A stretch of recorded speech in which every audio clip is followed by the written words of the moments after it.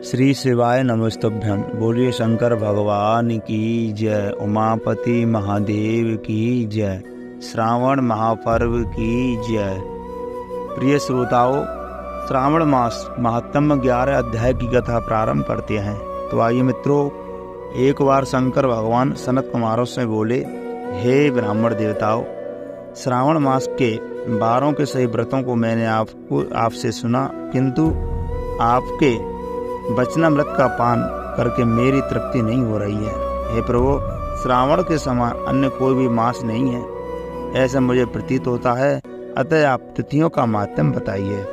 शंकर भगवान बोले, हे सनत कुमारों, मासों में कार्तिक मास श्रेष्ठ है, उसमें भी श्रेष्ठ माघ मास कहा गया है। उस माघ से भी श्रेष्ठ है वैशाख है, और उससे भी श्रेष्ठ है मार्गशीर्ष, जो श्री हरि को अत्यंत प्रिय है।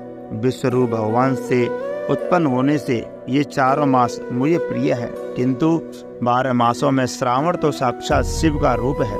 हे सनत कुमारों, श्रावण मास में सभी तिथियां व्रत युक्त हैं, फिर भी मैं उनमें प्रधान रूप से कुछ तिथियां को उत्तम बता रहा हूँ। सर्वप्रथम मैं तिथि तथा वार से मिश्रित व्रत आपको बता रहा हूँ। श्रावण मास में जब प्रतिपदा तिथि में सोमवार हो तो उस महीने में 5 सोमवार पड़ते हैं। उस श्रावण मास में मनुष्य को रोटक नामक व्रत करना चाहिए। यह रोटक नामक व्रत 3.5 महीने का भी होता है। यह लक्ष्मी की वृद्धि करने वाला तथा सभी मनोरथों की सिद्धि करने वाला है। हे सनत कुमारों, मैं उसका विधान बताऊंगा, आप सावधान होकर के सुनिए।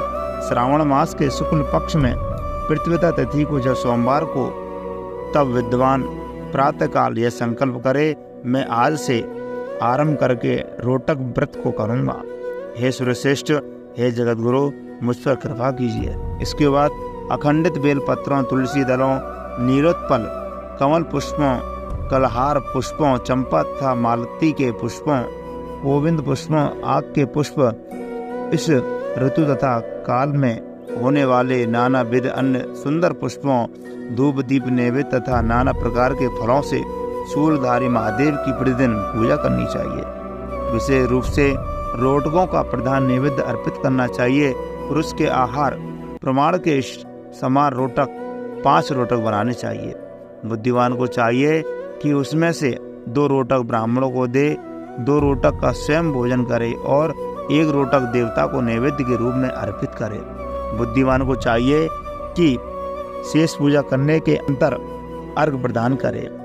केला, नारियल, अजीरी, नींबू, बीज, पूरक, खरबूज, ककड़ी, दाख, नारंगी, बिजौरा, नींबू, अखरोट, अनार तथा अन्न और भी जो ऋतु में होने वाले फल हों, वे सब अर्घदान में प्रशस्त हैं। उस अर्घदान का फल सुनिए।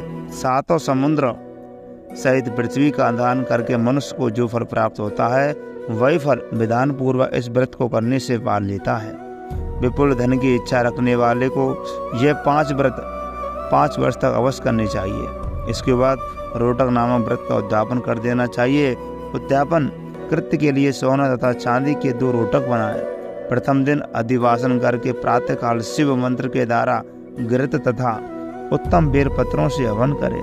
हे तात, इस विधि से व्रत के संपन्न किए जाने पर मनुष्य सभी वांछित फलों को प्राप्त कर लेता है। हे सनत कुमारों, अब मैं द्वितीय के शुभ फल का वर्णन करता हूँ, जिसे श्रद्धा पूर्वक करके मनुष्य लक्ष्मीवान तथा पुत्रवान हो जाता है। औटुंबर नामक वह व्रत पाप का नाश करने वाला है। शुभ सावन का महीना आने पर द्वितीय तिथि को प्रातःकाल संकल्प करके बुद्धिमान को विधि पूर्वक व्रत करना चाहिए। इस व्रत को करने वाला स्त्री हो या पुरुष, वह सभी संपदाओं का पात्र हो जाता है। इस व्रत में प्रत्यक्ष गूलर के वृक्ष की पूजा करनी चाहिए, किंतु गूलर वृक्ष न मिलने पर दीवार पर वृक्ष का आकार बनाकर उन 4 नाम मंत्रों से उनकी पूजा करनी चाहिए।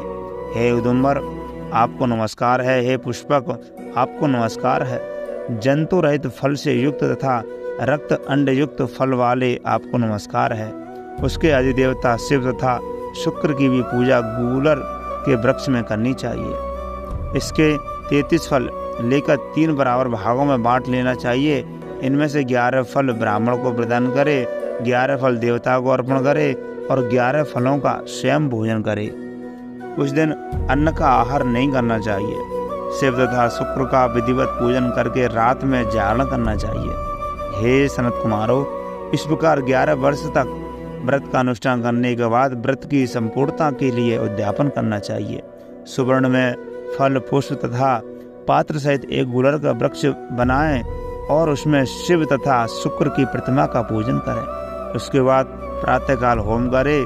गुलर के शुभ, कोमल तथा छोटे छोटे 108 फलों से तथा गुलर की समिधाओं से तिल तथा घृत सहित होम करें। इस प्रकार होम कृत समाप्त करके आचार्य की पूजा करें। उसके बाद सामर्थ्य अनुसार 100 अन्यथा 10 ब्राह्मण को भोजन अवश्य कराए। हे वत्स, इस प्रकार व्रत किए जाने पर जो फल होता है उसे सुनिए। जिस प्रकार यह गुलर का वृक्ष बहुत जंतु युक्त फलों वाला होता है, उसी प्रकार व्रतकर्ता भी अनेक पुत्रों वाला होता है और उसके वंश की वृद्धि होती है। यह व्रत करने वाला सुवर्ण में पुष्पों से युक्त वृक्ष की भांति लक्ष्मीप्रद हो जाता है। हे सनत कुमारो, आज तक मैंने किसी को भी यह व्रत नहीं बताया था। गोपनीय से भी गोपनीय इस व्रत को मैंने आपके समक्ष कहा है। इसके विषय में संशय नहीं करना चाहिए और भक्ति पूर्वक इस व्रत का आचरण करना चाहिए।